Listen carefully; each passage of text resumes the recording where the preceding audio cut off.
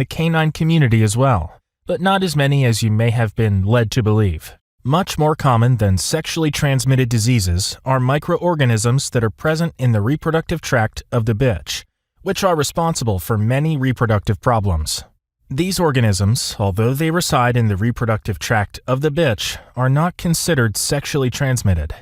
Sexually transmitted would mean that it is a disease process, not simply a trading of bacteria that is passed from one of the breeding partners to the other during the act of natural breeding. Unless your girl has had reproductive problems in the past, you don't necessarily need to worry about these organisms. Reproductive problems would be an indication for a trip to a vet to request a swab and culture of cranial vagina. These are some, but not necessarily all of the reproductive problems that you might have encountered. Missed breedings when the bitch appeared receptive but missed. Miscarriages or abortions, used interchangeably. Absorption. Fetal demise in utero. Puppies dead on arrival or shortly thereafter. True prematurely, based on progesterone levels, not days of breedings. If you have experienced these things with one or more of your girls, they may be harboring a microorganism that can be controlled with a medication given by your vet. This chapter is about the culture swabs and the microbes that may very well be on them. The terms that you need to understand in order to understand all of the information contained here are as follows. Cranial vagina, the end of the vagina that is closest to the bitch's head. Caudal vagina, the end of the vagina that is closest to the bitch's tail. Prepuce, the sheath of fur-covered skin that covers the penis. Aerobic bacteria, bacteria that grow in the presence of oxygen. Anaerobic bacteria, bacteria that will not grow in the presence of oxygen. Virus, another one of the guilty parties that can cause diseases.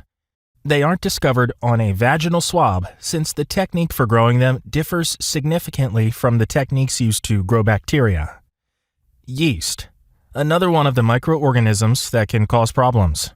They like warm, dark, moist places and proliferate in an atmosphere that is high in glucose, which is why diabetics are so susceptible to yeast infections. Culture. The swab will collect material that will be placed on a culture dish to grow out cultures of the microorganisms for identification, and also to see what will kill them. Hooded or guarded culture swabs. In order for the vet to correctly swab the cranial vagina, it is necessary to use a hooded or guarded swab. The end of the swab is covered, and once in the correct position, can be uncovered to collect the culture. This will avoid contaminating the culture by the many different types of bacteria that are living near the caudal end of the vagina. Fetus or fetal, a puppy still in the uterus. Neonatal, a newborn puppy. Abortion or miscarriage, these are used interchangeably. Mummification or mummy puppies, pups that die during the development period but are not aborted. They are usually smaller than newborns, brownish in color, and firm. They look like puppies with intact body parts but have been dead for some period of time. Now that you have the terminology, we can begin our discussion. This may come as a surprise to you, but the only sexually transmitted bacteria that is known for a certainty to cause sterility and infertility in the canine population is Brucella canis. That's right, it is Brucella, and you won't find it using a routine vaginal swab, only by having blood drawn for the serology test that is specific for Brucella. Herpes can be venereally transmitted, but it won't cause sterility or infertility, only neonatal disease and or death. Mycoplasma may cause reproduction problems and fetal death, but it won't cause sterility. Only Brucella is known to infect an otherwise healthy, virile, fertile dog and render it sterile. Bitches should be tested for Brucella yearly and frequently use stud dogs every 6 months. Brucella is associated to a certain degree with cattle, so dogs that are around farms may need to be tested more frequently. So what about all of the other bacteria and viruses that we all hear about? What are they? Where are they? And what are they doing? The most common bacteria found are Pasteurella multocida, beta-hemolytic streptococci, and E. coli. Even though these are the most common, staph and bacillus are relatively common as well. The numbers of bacteria that can be isolated are at their most numerous during proestrus and estrus.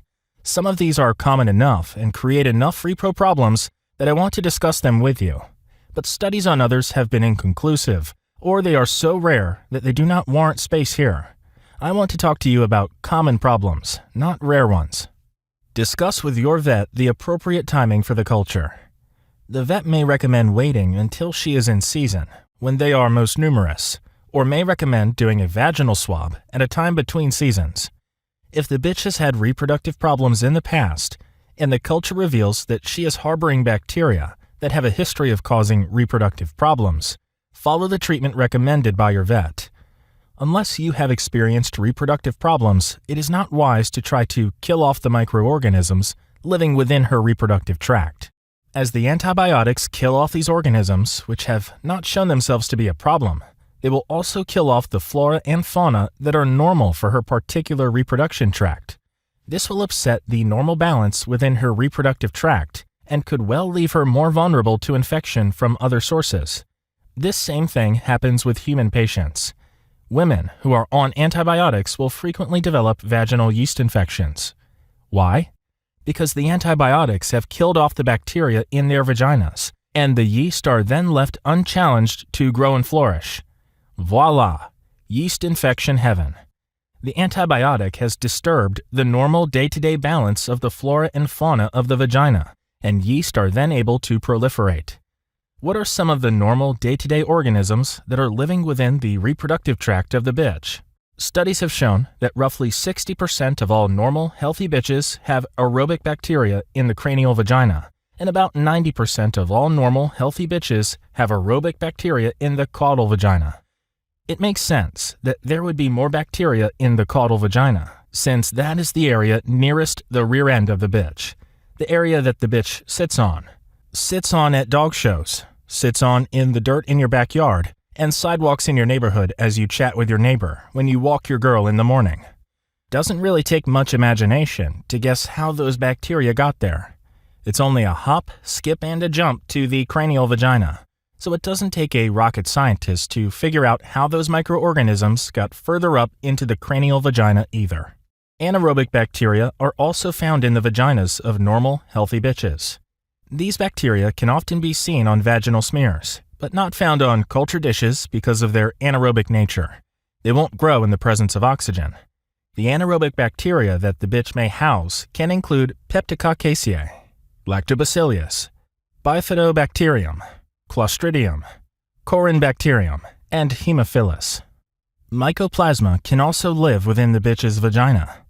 Mycoplasma was found in almost 75% of the bitches in one study. In another study, 90% of the bitches who were swabbed were found to be housing mycoplasma. The microorganisms that are living in the reproductive tract of the bitch are not sexist in nature.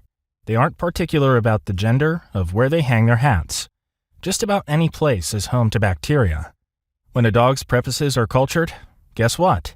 They harbor just about the same kinds of bacteria in just about the same numbers that the bitches are housing. Because the stud dogs aren't the ones miscarrying litters or delivering dead puppies, we tend to forget all about them when we discuss swabs and cultures, when we are on our hunt for tiny livestock. They also, however, carry around many of the little freeloaders. Moreover, if you have a culture swab done on the prepuce of the stud dog that is pulled up sterile, are the microorganisms you find guilty of having made him sterile? No. The only microorganism known beyond a shadow of a doubt to cause sterility is Brucella, and you won't find it on a culture swab. So to answer the original questions, what are they? Where are they? And what are they doing? The answer appears to be something like this. They are bacteria, both aerobic and anaerobic. They are viruses. Less frequently, they are yeast. They are everywhere, and they appear to serve no actual purpose other than to be part of the normal everyday flora and fauna of the reproductive tract of the bitch and the dog. They may actually serve a function, but that function is unknown to us. Their only function may be to act as a check and balance system on each other. We don't really know what they are doing there unless they cause problems, but under some circumstances, they certainly cause disease and reproduction problems. The only sexually transmitted bacterium that is definitely associated with canine sterility is Brucella. Other diseases may be sexually transmitted, but they won't cause sterility. Even when culture swabs were collected from bitches with known reproductive diseases, the results were very similar to the results of swabs collected from normal, healthy bitches. Herpes. Canine herpes virus infection, or CHV, was first identified in 1965 as a cause of canine neonatal death. It isn't found on routine pre-breeding cultures because viral isolation is not a usual part of those routine tests. Tests specifically for viruses need to be utilized to isolate herpes. Canine herpes is spread in the air by infected dogs who are coughing, by direct contact with mouth, nasal, and genital secretions, and by breeding dogs that are infected. It is what I call a sniffy-licky disease. Being around affected animals who are coughing, sneezing, sniffing, and licking appear to be more common causes than sexual transmission. In adult dogs, the disease is apparently very mild, sometimes not even detected, and it does not seem to affect fertility. It will kill your puppies in what seems like the blink of an eye. The adult dog that is affected by herpes will have mild symptoms that are restricted to the respiratory tract and/or the genital tract. Herpes, however, is devastating to puppies. Young bitches and those who don't get out very often are most likely to develop it when exposed to an unusual environment. Older bitches that have been exposed to many other dogs at dog shows, dog parks, and on frequent walks may have already been infected with herpes without your knowledge. Once you have decided to breed your bitch, stop showing her, stop walking her in the neighborhood, and stop taking her to the dog park. A bitch that has recently been bred should not be taken into locations where she might be exposed to herpes. If you suspect that your bitch may have had herpes at some point, have your vet draw her blood and do a titer test on her. If she has already had herpes, you have one less thing to worry about. Leave pregnant bitches home for the duration of the gestation except for trips to the vet. If a pregnant bitch develops herpes while she is pregnant, you can take it to the bank that you will lose most, if not all, of that litter. The virus will spread to the fetus and it will wreak havoc. Herpes in the unborn puppies can cause fetal death, abortion, prematurity, and mummies. If the puppies are born alive, they will die in large numbers. At least 2/3 of all puppies born to recently infected bitches will die. Until a newborn puppy has reached the age of 3 weeks, it is unable to mount a fever response to the virus. Studies have shown that the virus can be killed by a temperature 3 degrees above normal over a 2 to 3 day period. The virus can also be killed by antibodies to the virus that were developed by dogs that had the disease at some point in their lives. No treatment has been shown to be truly useful, possibly because the puppies die within 24 to 48 hours after showing the first signs of infection. By the time the puppy appears to be sick, it is too late for treatment. A puppy who has herpes will not nurse well. It may cry, have diarrhea, and a runny nose. If I had a litter that had those signs and symptoms, and if I wished to be as aggressive as possible in saving my puppies, I would do several things. Increase the body temperature of the puppies to 100 degrees. Take rectal temperatures to make sure that the puppies' bodies are at that temperature. Utilize the techniques of tube feeding and/or subcutaneous hydration to keep them hydrated. Increase the humidity in their environment a little bit to offset the drying nature of the extra heat. Administer oxygen to my puppies to avoid as much cellular death and damage as possible. Take some of my older dogs, the ones who have been to dog shows and dog parks, those who might have had the disease and developed antibodies to it, to see the vet. I would ask my vet to draw blood from 2 or 3 of my older, most experienced dogs, spin it down to a clear serum, and inject the clear serum into my puppies. If they had herpes in the past, all the better. If the vet could hit a vein and inject it intravenously, perfect. Injecting it subcutaneously is better than nothing. Your chances of saving your pups are probably pretty slim, but if you wish to be aggressive and try to save your puppies, the things listed above might work. The herpes antibodies work something like this. They put out the signal to the immune system that help is needed. The immune system sends white blood cells to the infected sites, and the white blood cells engulf the virus. The good news about herpes infection is that once your bitch has had the disease, she is usually done with it.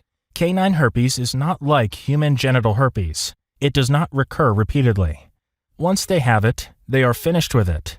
They have developed antibodies and it does not affect future breedings. It may kill a litter that she's carrying at the time that she develops the disease, but it will not affect her fertility and does not appear to affect future litters. My book, Puppy Intensive Care, will teach you how to tube feed, hydrate by subcutaneous methods, and administer oxygen. Learning these techniques is easier than you might think, and acquiring the necessary tools does not require a prescription from the vet. You will be grateful for the knowledge. If you are a breeder, you need these skills. Beta strep. Beta hemolytic streptococci, or beta strep for short, has been around forever. Pregnant humans have been swabbed for beta strep for at least 20 years, probably longer. We know that if a woman is harboring beta strep, she will not have symptoms of disease. We know that beta strep can cause infant mortality in the human population. We know that once a woman has it, she will have it for the length of her reproductive life. We know for a certainty that she will require treatment each time she's pregnant. If the mother is treated at the time of delivery or shortly before, it will not create a problem for the newborn. But if left untreated, it can kill the new baby. This is the same as with dogs, except that we are only just now hearing about it. It is a common microorganism, and it does not always cause problems. When it does cause problems, the problems it causes are huge. Sometimes, beta strep will affect only one bitch in a kennel. Other times, several bitches will be affected by it. It isn't exactly considered contagious. Only one of my 9 bitches harbored beta strep. But then again, it sometimes affects every bitch in a kennel. Certainly, the mode of transmission is unknown, since almost all dogs harbor it.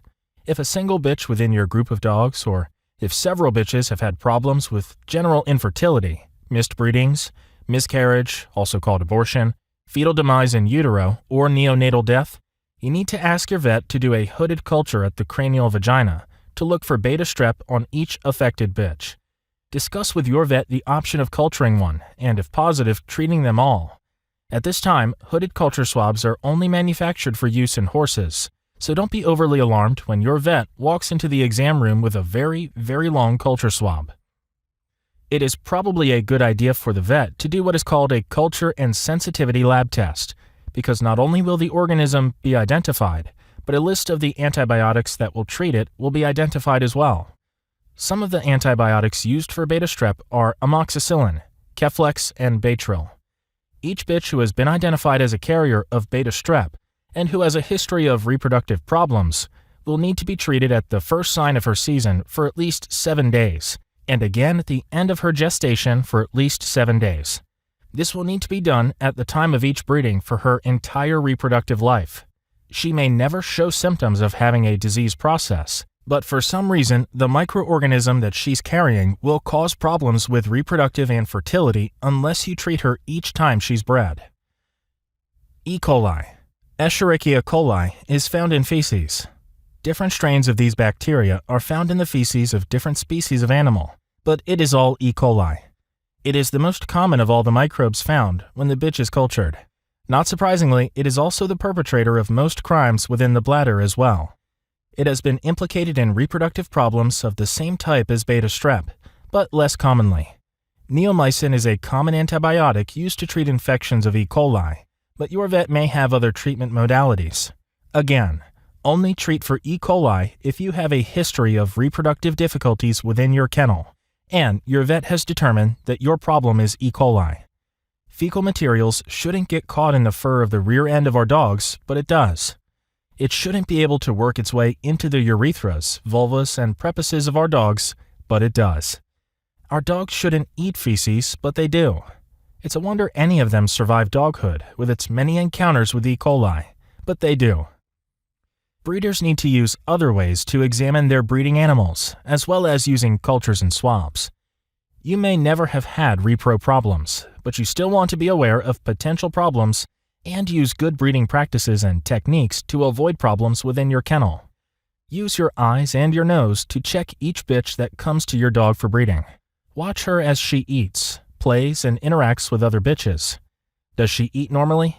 Does she play and behave as normal, healthy dogs behave? Check the color of her vaginal discharge by pressing a clean white tissue to her vulva. Smell the tissue. If you suspect that it smells infected, get your nose up closer and actually sniff for odor. Infection will smell like meat that has gone bad. Once you smell it, you will never forget it. Take a rectal temperature.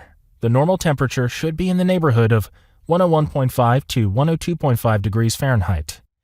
Use your gloved hand, pull the tissues of the vulva apart, and check for lesions. Gently run a gloved finger around the inside of the vulva. Do you feel bumps or lesions? They shouldn't be there. If they are, it's time for a visit to your vet for diagnosis and treatment if available. If you own a stud dog, check him using the same techniques from time to time. Pull back the prepuce and look at his penis. It should be a deep rose color, moist in appearance. It is quite vascular looking. It should not have blisters or open sores. Use a tissue to press against the end of the prepuce. Other than the musky, strong odor that all intact dogs have, there should be no unusual odor. The dog should not be spending an inordinate amount of time every day licking his penis. It is normal for him to lick his penis following a breeding, but not on a day-to-day basis. Is he eating normally? Does he lift his leg and mark around the yard without hesitation? Does he yelp when he urinates? This is not a good sign. Incidentally, always bad. Take his temperature. Use all of your senses, including your common sense, to examine the dog and the bitch. Remember, there is a difference between the presence of bacteria and the presence of disease. Disease must be present in order for disease to be spread. To summarize the last several paragraphs, bacteria are always present in the reproduction tract of both the bitch and the dog.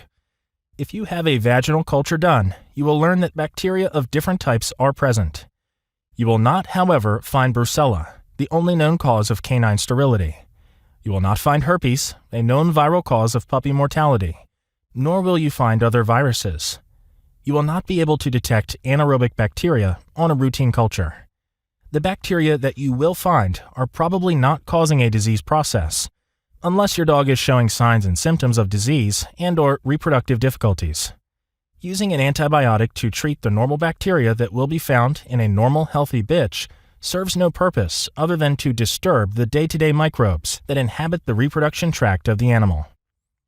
This can actually put your dog at risk in two ways. First, you will reduce the number of normal bacteria, thus allowing abnormal populations to increase. And secondly, you will be putting your dog at risk for developing a sensitivity to the antibiotic, or worse, becoming immune to its benefits. Admittedly, becoming immune to antibiotics is not as much of a problem with dogs as human, but still something to consider. Humans have a much longer lifespan, and so will have many more opportunities to develop immunities to different antibiotics. Treat your repro problems, but don't just arbitrarily treat the normal bacteria that are there. Reproductive problems are obvious to you.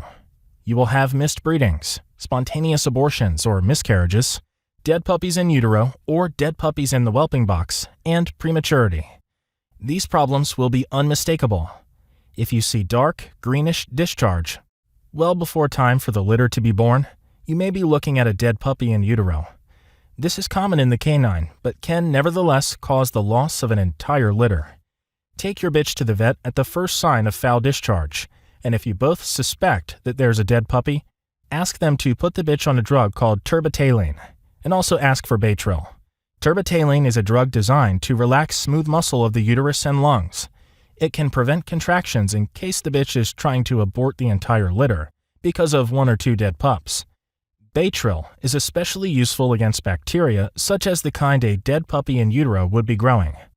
The combination of terbutaline and Baytril can close the cervix, stop premature contractions, and keep the risk of infection down to almost nothing. In a few days, your bitch will deliver her litter, but the dead puppy will not have caused her to abort the entire litter. Abnormal behaviors, lethargy, loss of appetite, increased temperature, foul-smelling discharge, excessive licking, coughing, and other signs and symptoms of disease are right there before you. Use your common sense, your eyes, your nose, and your sense of touch to give you the information that you need. If you have good reason to suspect that your dog or bitch may have a disease, have a swab done and follow the advice of your vet as to a treatment modality. Try to avoid the use of antibiotics unless they are truly indicated. Save them for those times when your dog needs antibiotics to save his or her life, not for routine prophylactic purposes. Here are things you can do to prevent some problems. If you own a stud dog, you should get into the habit of performing a little ritual after each breeding that can help to get rid of many of the transferred bacteria. Immediately after a tie, push back the prepuce of the dog and rinse his penis off using warm, normal saline. A water bottle with the sports bottle top works very well for this. You can purchase sterile normal saline from pharmacies in 1000 cc bottles, or you can make your own using my recipe. To 16 ounces of distilled water, add 1 teaspoon of plain, non-iodized salt and a half a teaspoon of baking soda. If you make your own, mix it often, preferably fresh for each use. After the dog has completed his breeding duties for any specific girl, add 5 cc's of betadine to that mixture. Depending on your preference, you can also use this mixture as a douche on the stud dog. Remember that almost anything will kill sperm, and betadine will probably kill it quicker than anything. So wait until his breeding duties for this specific girl are completed before you use the weak betadine solution as a douche. Never use a douche on a bitch unless you are specifically instructed to do so by your vet. You can flush bacteria into the uterus. While the dog is lying down, place the tip of the sports bottle at the opening of the prepuce and rinse the penis and surrounding tissues while they are inside the prepuce. The solution will not sting, and if the temperature is about 95 degrees, the dog will not complain. Do not use plain water for this. Use your saline solution. Do not use the betadine solution prior to a breeding, and do not use it if the dog will be doing another breeding within 2 days. The betadine saline solution is fairly weak and mild, but used as a rinse, it can keep your dog clean without harming delicate tissue. Betadine will kill more microorganisms than anything else available, and unless there is an allergy to iodine, it is extremely safe. It is widely used in human surgery and can even be used full strength on wounds, although a weaker solution is more advisable. Full-strength betadine will kill just about every variety of tiny livestock known to man, but will inhibit the growth of new cells in a wound even using a 10% solution.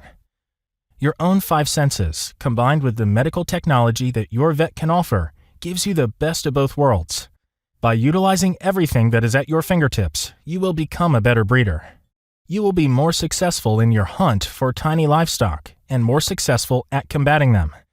If you are in doubt about the safety of a specific natural breeding, learn how to collect sperm and inseminate artificially. Conveniently, I have written an entire chapter devoted specifically to that topic.